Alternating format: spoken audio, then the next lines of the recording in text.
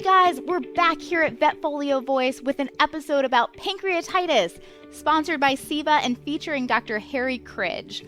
What a wonderful person to sit down with and be able to pick his brain. I mean, pancreatitis, what an elusive condition. From diagnosis to treatment to prognosis, pancreatitis can be so incredibly variable, and in case that didn't make it hard enough, somehow we have to communicate all of this variability to our clients while trying to treat these patients. Let me tell you, Dr. Cridge and I had about an hour set aside for this conversation, and I kept him there the whole time because I, hopefully not unlike you, have so many questions about managing pancreatitis.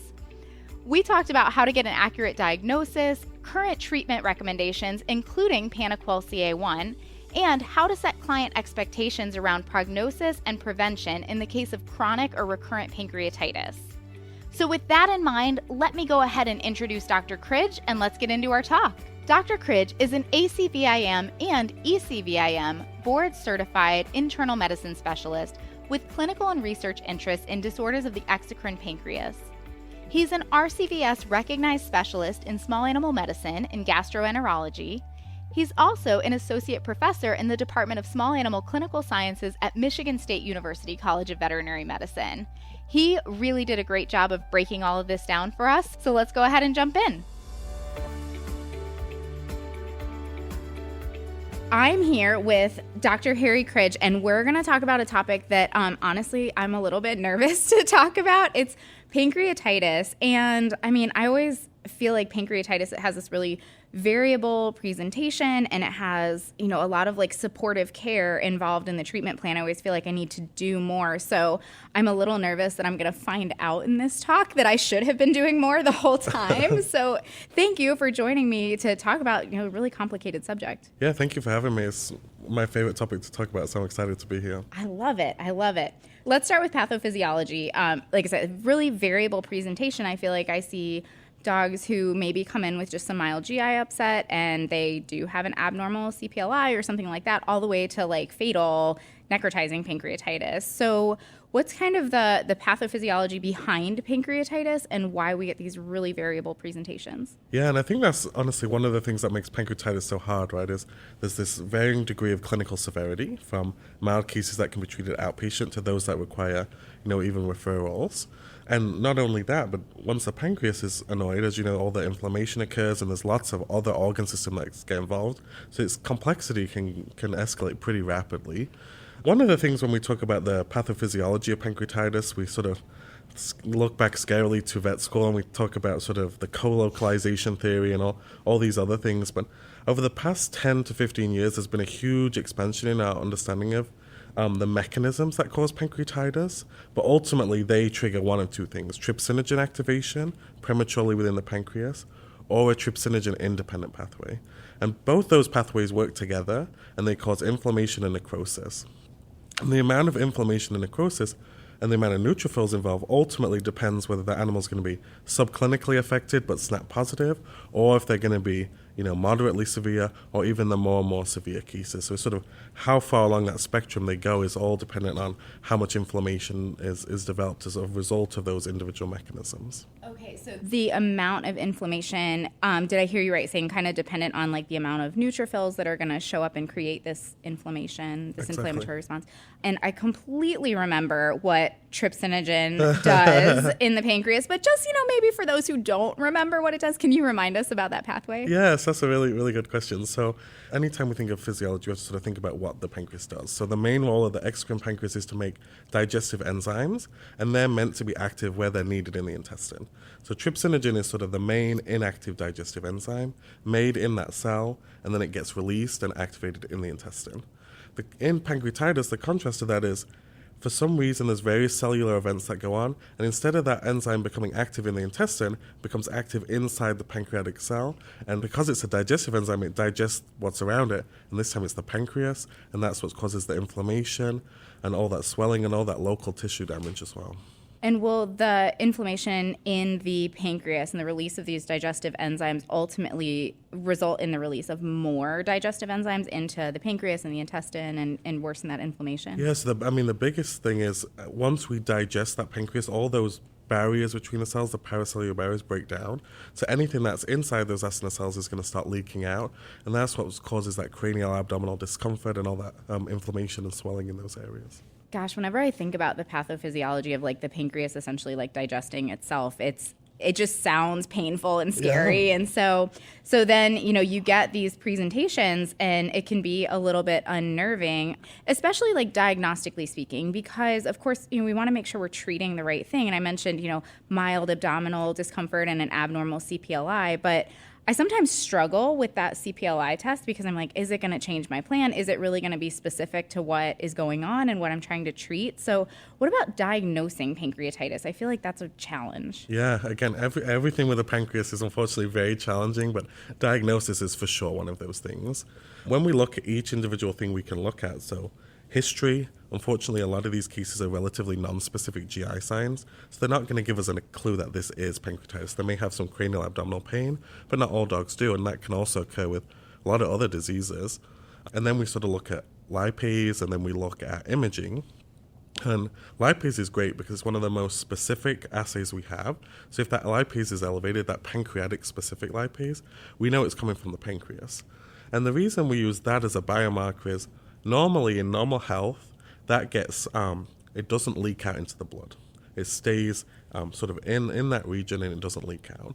So when we have leakage and detection of that in the systemic circulation, it means something happened with that cell. It got damaged somehow, and that's what leaks out. The one thing it doesn't help tell us is, did that pancreas become annoyed because something else was annoyed? Or was the pancreas the starter of all this inflammation?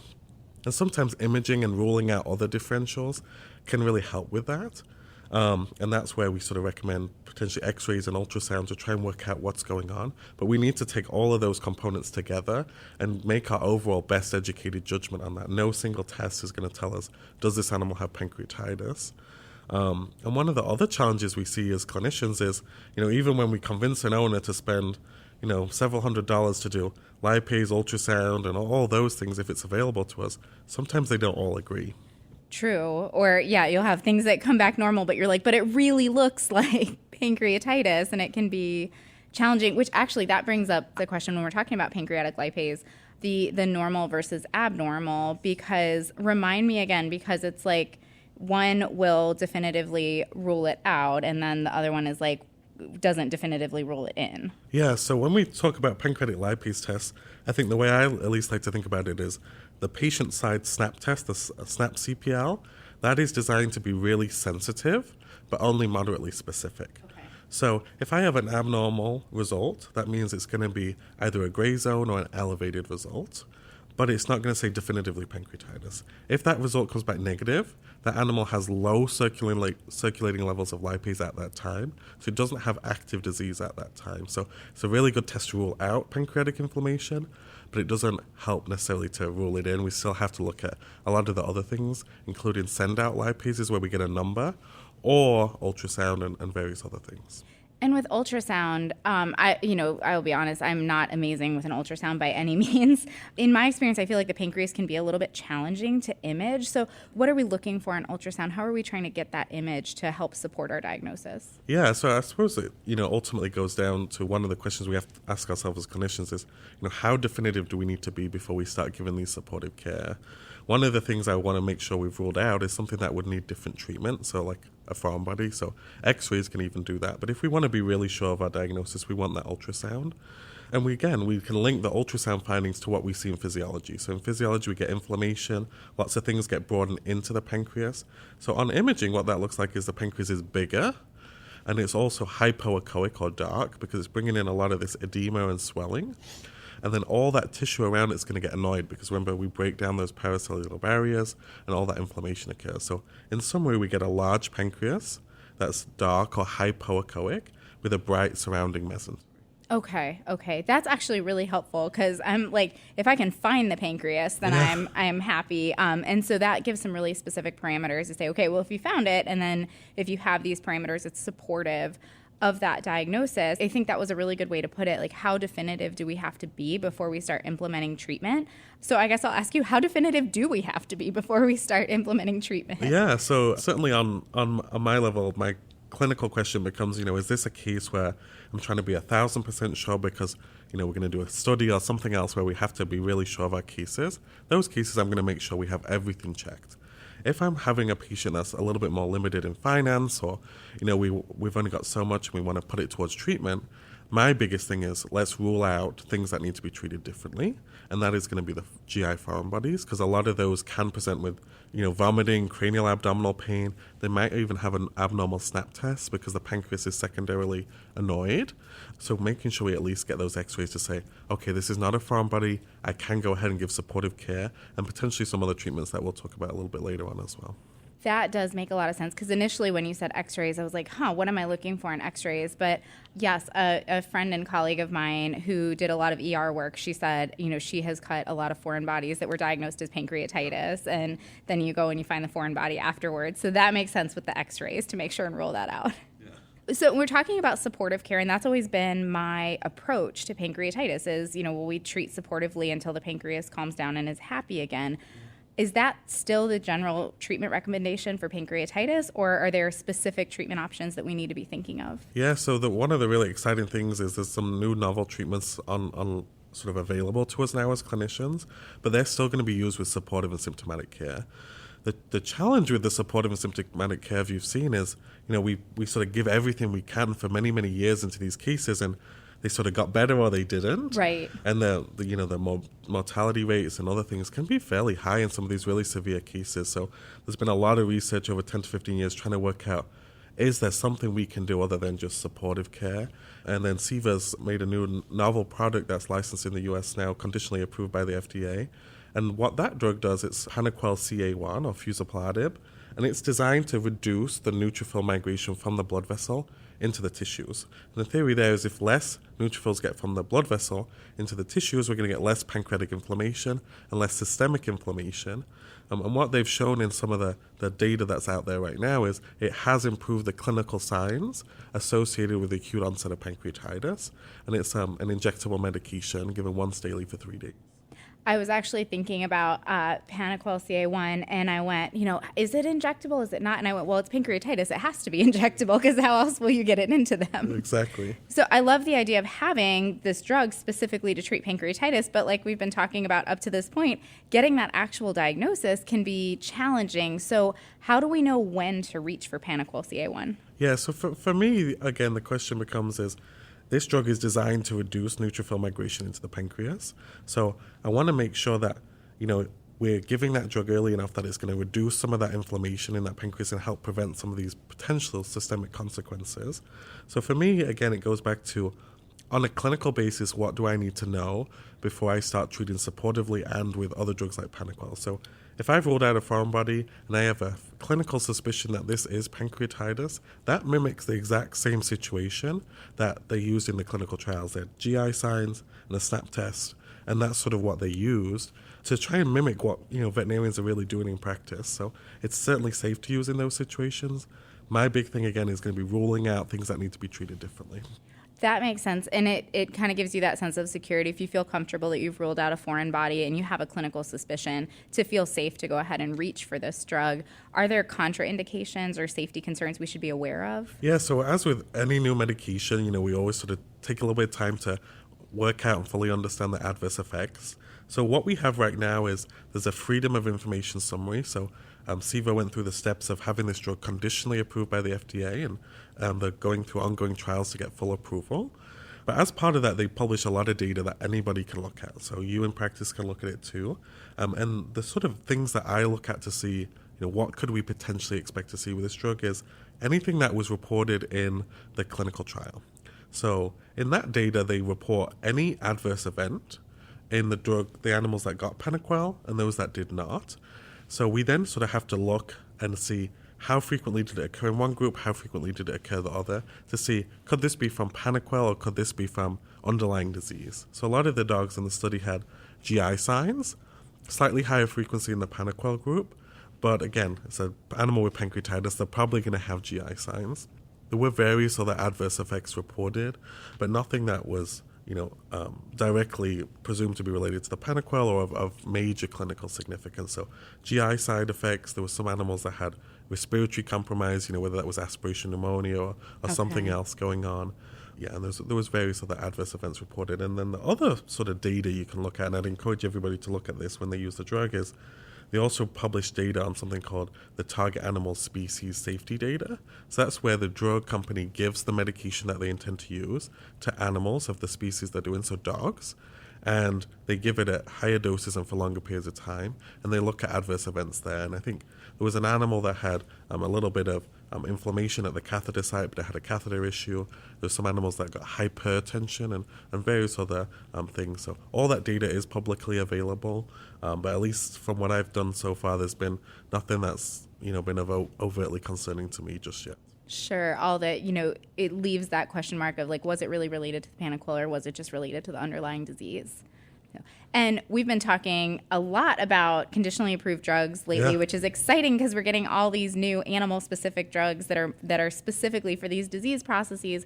But just for anybody listening who may not be familiar with the conditional approval, can you remind us what conditional approval means? As you mentioned, there's a lot of new drugs on the market, and they all have this sort of CA at the end. So Panaquil is CA1, so it's the conditional approval the first year. And what that means is that the company has gone through the steps of submitting data to the FDA, and that the FDA is satisfied that it's a safe medication and that has a reasonable expectation for efficacy. So they looked at the data that's presented and they say, yes, this data supports what the drug company is suggesting. And what that does, it then allows the medication to be marketed and sold and get to the animals that need this medication earlier on while they're doing these pivotal efficacy studies. And then ultimately, to get full approval, the company has to show substantial evidence of efficacy. So that's what's sort of ongoing now, is getting a lot more data on this drug to make sure that we can, see, does it meet the standards for full FDA approval? And that's what the drug company is working on right now.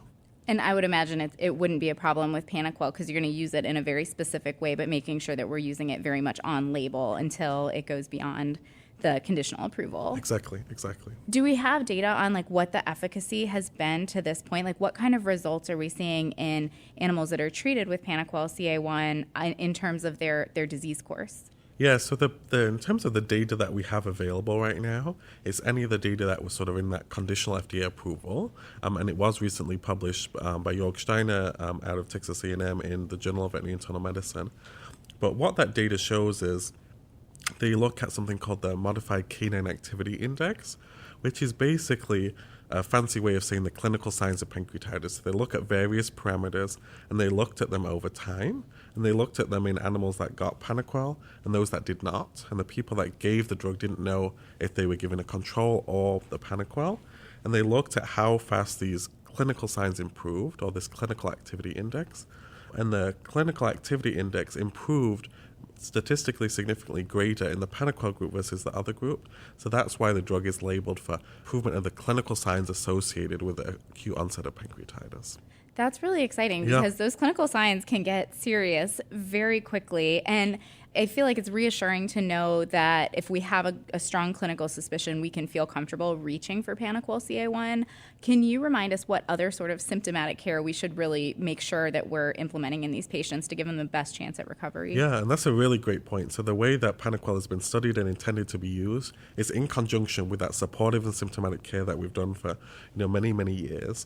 In terms of what I think of in terms of supportive and symptomatic care, I think of fluid therapy. So we need to make sure we're really accurately assessing these animals for dehydration, getting them rehydrated, because the pancreas is really, really sensitive to changes in blood flow. Other things we need to think about is pain relief medications. And in terms of pain relief, the area we're sort of backed into right now with pain relief is opioids. Because other pain relief medications like NSAIDs, we can't really use in pancreatitis because they have negative effects on the GI tract, and these animals may also already have kidney injury and other things that could be worsened by an NSAID.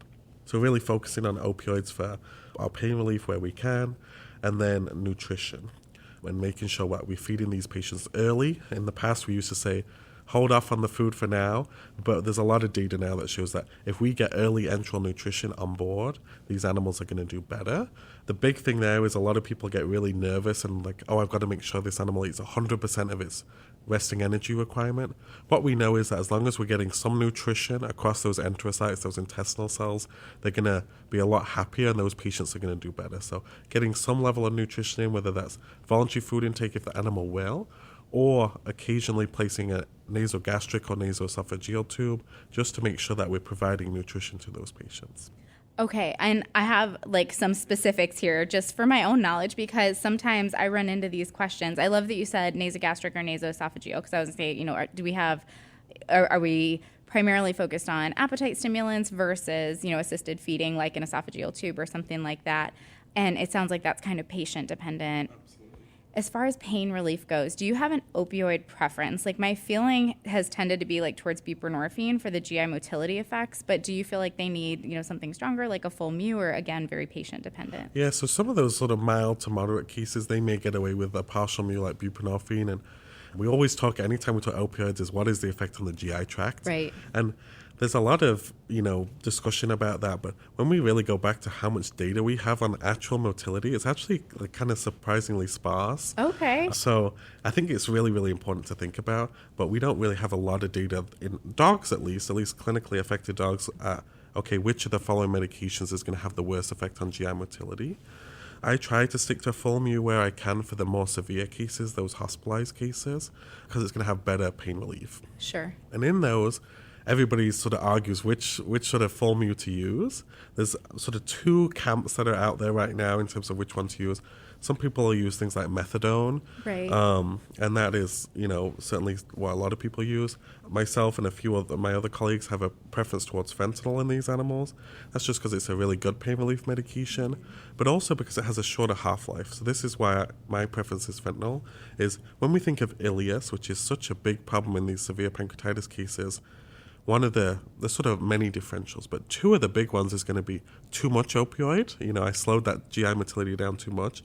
But another one that we don't always think about as much is pain. So if an animal has abdominal pain, they may also develop ileus as well. Sure. So in a clinical situation, we don't necessarily know, is this, too little pain relief and pain, or is this too much opioid and GI ileus? So in those situations, I prefer to have something with a shorter half-life where I can titrate up and titrate down and see which one's going to help the patient the best. Because, if I make a decision and I get it wrong, with methadone, it may be waiting 4 to 6 hours till I can change it again. Whereas fentanyl, it may be just a few minutes. Sure, that makes sense. That, yeah, you're kind of trying to negate that ileus one way or another, like not too much opioid, but if you leave them in pain, they're still going to get ileus, Exactly. so you have to get that treated. So it just goes on to how complicated it is to treat this disease.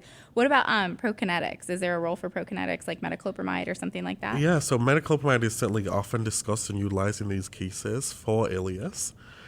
My sort of approach to ileus in these cases is sort of starting with adjusting the pain relief, seeing if we titrate up or down, and then making sure that we're adequately hydrated but not overhydrated, because there's some suspicion, at least right now, that overhydration and may cause gut edema and cause, potential ileus. So there's a lot of factors at play.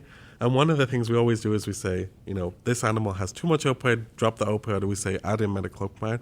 And hopefully over the next few years, we're going to get a little bit more data on which of these actually occurs most frequently. So my preference is hydration, make sure we're adequately hydrated, move on to looking at our opioids and making sure we're adequately give sufficient pain relief, but also not too much pain relief. And then finally, I'll think about things like metoclopramide. There is one, at least theoretical disadvantage of metoclopramide. So the way metoclopramide works is it's a dopamine receptor antagonist.